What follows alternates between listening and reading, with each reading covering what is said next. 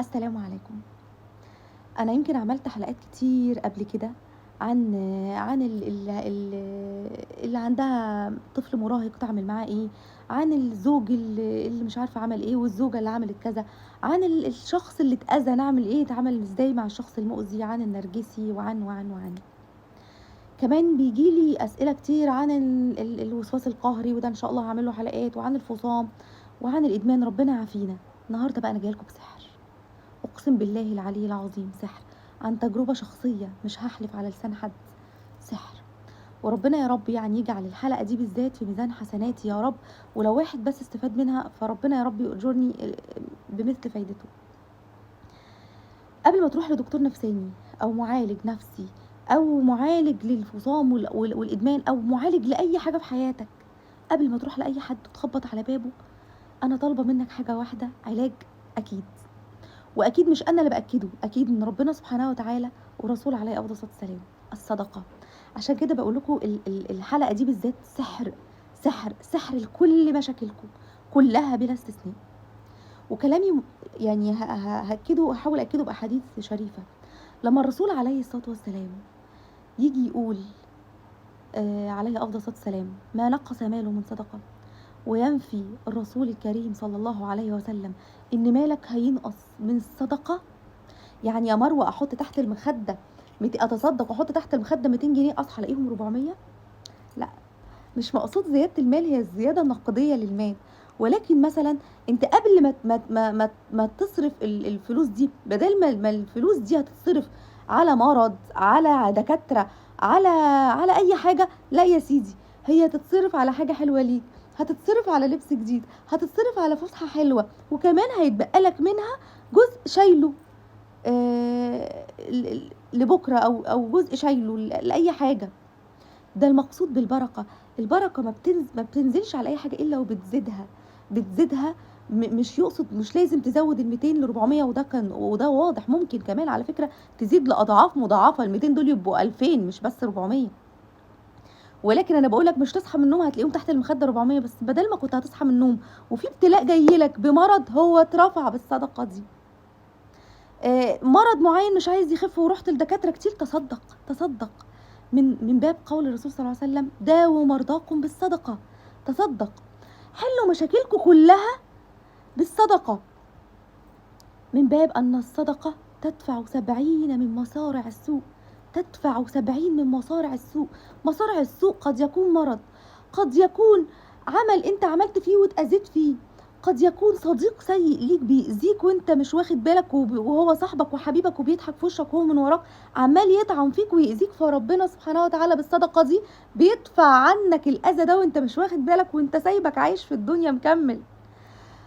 تدفع 70 من مصارع السوء ان حد اذاك ووجع قلبك وما انتش عارف تنسى الوجع ده نهائي نهائي، وتيجي الصدقة تمسح قلبك وكأنك سبحان الله سبحان الله مش شايف المؤذي ده اصلا، مش شايفه، مش شايفه، بل بالعكس، ويتولاه الله سبحانه وتعالى عنك بالصدقة دي.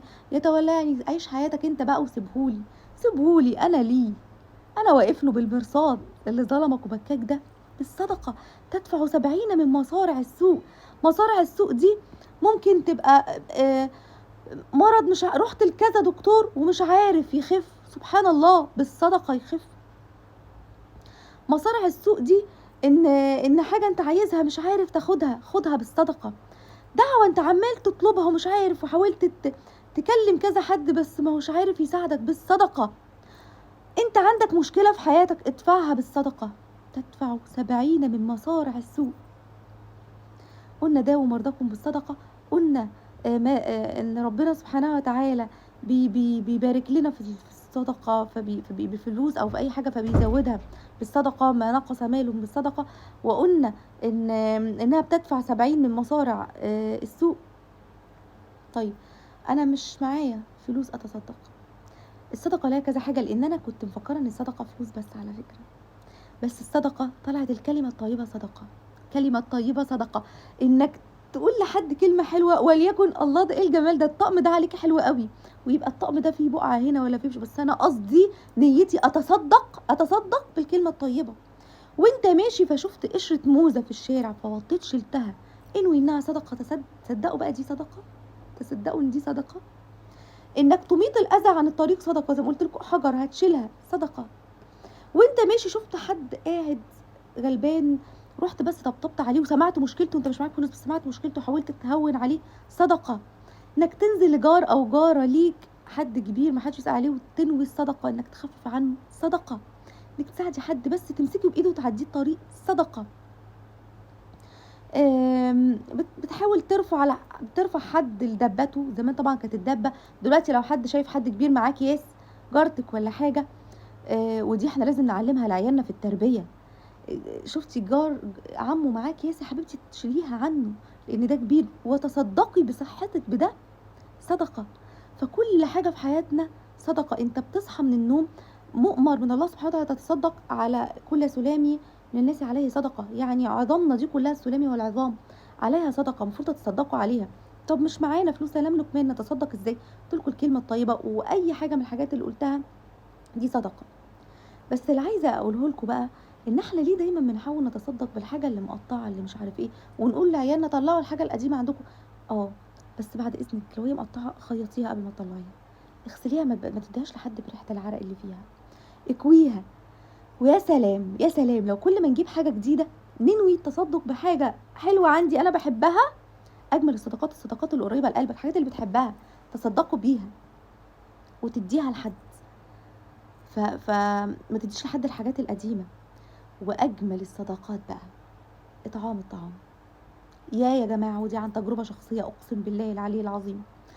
من يومك اليوم اللي هتعمل فيه اكل في البيت، طبق صغير جدا، حط فيه اكل من اللي انت عملته، مكرونه بانيه اي حاجه عملتها، حط يعني طبق صغير عليه جزء. ولا يا سلام لو هتتصدق بالاكل اللي انت كنت هتاكله بمنابك انت، عندك زياده تمام ما عندكيش بمنابك انت، تصدقي وانت ماشيه قولي يا رب اللهم ارزقني حد محتاج. عمر حد دعا الدعوه دي؟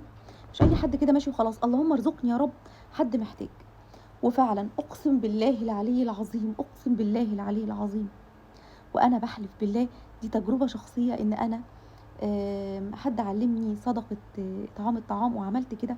وكنت معرفش ان انا ممكن ادعي بان انا ربنا سبحانه وتعالى يرزقني بحد محتاج. وفعلا انا ماشيه بعربيتي وقابلت واحده، وربنا يعلم نيتي، انا مش بتفاخر بالحاجه الحلوه اللي عملتها، لك ربنا يعلم لو حد هيتعلم حاجه زي دي. ولكن انا لقيتها بتخبط عليا باب العربيه وبتطلب ده. انا كنت في نيتي ان انا اصلا رايحه في حد انا عارفاه هو اللي هقابله خلاص، عشان من باب ان انا عارفه ان هو بيقعد في الحته الفلانيه. سبحانك يا رب، انا ما كنتش عارفه ان الدعوه دي هتحقق، ان ربنا يرزقني بحد محتاج. ولاقيها بتخبط وتطلب ده، تطلب تاكل. رحت منولاها ده من العربيه ومشيت.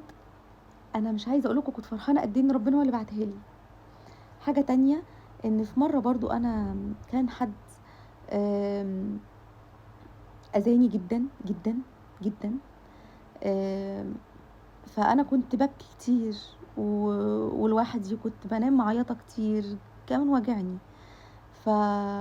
فكنت دايما اروح لحد من صديقاتي، حد انا بحبها جدا وقريبه لقلبي جدا، فعلمتني موضوع الصدقه. قالت لي تصدقي يا مروه، كانت كل مره تطبطب عليا وتعمل شوف، قالت لي تصدقي، تصدقي بنيه ان ربنا يشيل الهم ده ويرجع لك حقك وياخد لك حقك من اللي اذاكي ده. وتعلمت من يومها الصدقه. كانت عهد بيني وبين نفسي اني اتصدق باي حاجه، اي حاجه كده حواليا. وسبحانك يا رب، سبحانك يا رب. وكأن ربنا غسل قلبي من احساسي بالظلم، واني افتكر اصلا الشخص المؤذي ده اصلا، و... واني استنى من ربنا سبحانه وتعالى يجيب لي حقي، وان احس ان ربنا هو اللي متولي. خلاص مع السلامه، انا ربنا متولي لي حقي، مش هقعد افرك وازعل وبطلت اروح لها معيطه، وبطلت اروح لها زعلانه، بل بالعكس ربنا سبحانه وتعالى هون عليا بده. حاجه اخيره اني برضو لسه عارفاها فقلت افيدكم بيها، ان افضل الصدقات هي انك تتصدق على من تكره وعلى من اباك. ايه اللي بكرهه واللي اذاني اتصدق عليه؟ تصدقوا قصص كتير جدا عن الصدقه، وقد ايه الصدقه بتزود المال، وقد ايه الصدقه بتداوي المرض. فبما ان احنا كتير جدا مشاكلنا في الصحه النفسيه فقلت اقول لكم ان كل مشاكلكم علاجها الصدقه، وانا اقسم بالله العلي العظيم بده. تصدقوا.